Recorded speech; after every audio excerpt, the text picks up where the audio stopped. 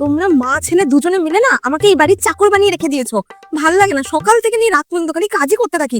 আজকের পর থেকে নিয়ে আমি আর এই ঘরে আর একটা কাজও করবো না, দেখে নাও। তোমাদের গোলামি করতে করতে আমার জীবনটা কয়লা হয়ে গেছে। তো এতই যখন প্রবলেম, তাহলে মাকে গিয়ে সরাসরি বলো না। মায়ের সামনে তো কিছু বলার সাহস হয় না তোমার।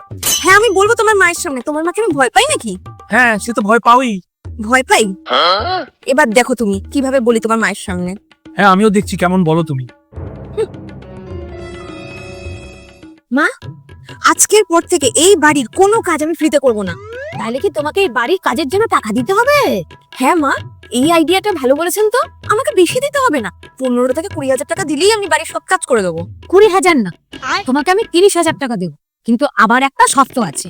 अच्छा। কেমন শর্ত? আমার যদি কাজ পছন্দ না হয় তাহলে কিন্তু আমি কাজের মেয়ে পাল্টি দেবো।